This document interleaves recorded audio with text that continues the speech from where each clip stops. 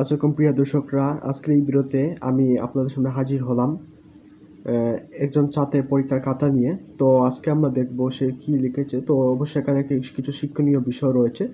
তো অবশ্যই আমি আমার প্রিয় শিক্ষার্থীগণ, আমার যারা শিক্ষার্থীগণ রয়েছে, আমি সবাই শিক্ষার্থীগণদেরকে আমি অনুরোধ করবো আমার এই ভিডিওটা শুরু থেকে শেষ পর্যন্ত দেখার জন্য। তো অবশ্য আপনারা বুঝতে পারবেন, এবং এখানে কিন্তু অনেক শিক্ষা দীক্ষার কিছু বিষয় আছে, তাই জন্য আমি বলছি সবাই এই ভিডিওটা একটু মনোযোগ সহকারে দেখবেন ইনশাল্লাহ।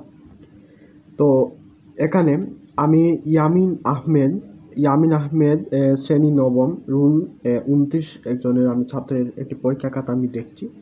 অবশ্য পরীক্ষা দিয়েছে। তো এখানে কিন্তু বেশ আবিজাবি কথা কিন্তু লিখে রেখেছে, তো যেটা কিনা আসলে আমি যখন পড়েছি তখন আমি মার্ক দেওয়ার জায়গা পাইনি। তো আমরা পরীক্ষা দেখি, আমরা একটু পড়ি এবং আমরা বুঝি সে কী লিখেছে। দেখেন এখানে প্রথমে আপনারা দেখতে পাচ্ছেন লিখেছে, স্যার স্যার আমার মা অসুস্থ ছিলেন, তাই আমি পরীক্ষাতে আসতে চেয়েছিলাম না, কিন্তু আমার বাবা আমাকে পরীক্ষা দিতে জোর করেছেন।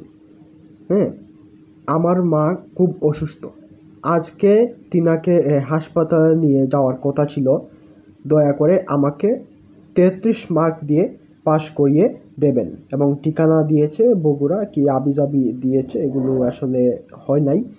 তো প্রিয়শকরা, আমি পড়ে শোনালাম। তো এখন যে আমি পড়ে শোনালাম, এখন হয়তো আপনারা বুঝতে পেরেছেন যে আসলে যে ক্লাস নবমের যে ছাত্র, যে ইয়ামিন আহমেদ, সে পরীক্ষাটা দিয়েছে, কি লিখেছে। এই যে দেখেন প্রিয়শকরা, আসলে যে ছাত্রছাত্রীরা যে তার যে 3 ঘন্টা সময় পায়, এই 3 ঘন্টা সময়ে উচিত হচ্ছে তাদের লিখা।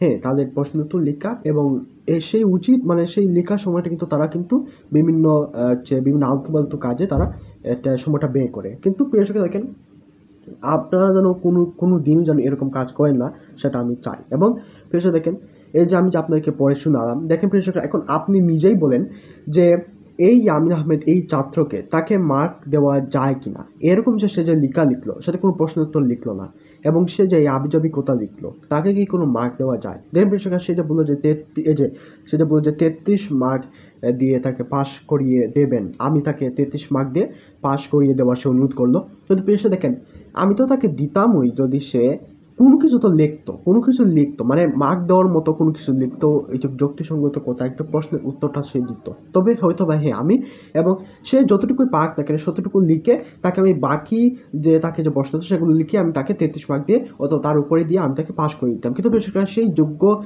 সেই ক্ষমতা পর্যন্ত কিন্তু আমার নাই।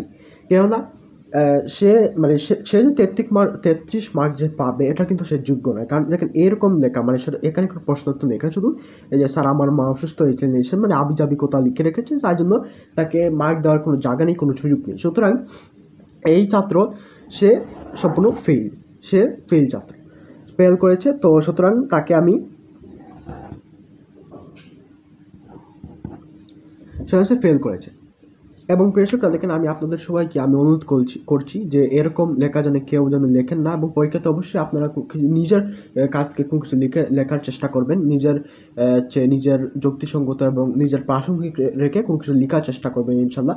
এবং আপনি পারেন নাই পারেন, কিন্তু এরকম কোনো যাতে লেখে না, কারণ এরকম লেখা অবশ্যই একটি অনৈতিক কাজ, এবং এটা হচ্ছে অবশ্য মনে করেন একটি যা আপনার আবিজাবি লিখা অনেক সময় কিন্তু শিক্ষকদেরকে এরা বিভ্রান্তিতে ফেলে দেয়। তার জন্য আমি আপনাদের সবাইকে অনুরোধ করবো, আমার যারা কিনা বিশেষ করে আমার যারা শিক্ষার্থীগুলো রয়েছেন, তারা অবশ্যই এরকম কাজ করবেন না। পরীক্ষাতে পারেন না পারেন, এটি কিন্তু কোনো বিষয় না, তবে এরকম আপনি লিখবেন না, দয়া করে আপনারা কিন্তু এদের আবিজাবি কথা লিখবেন না। তো আশা করি যে আপনারা সবাই বুঝতে পারছেন।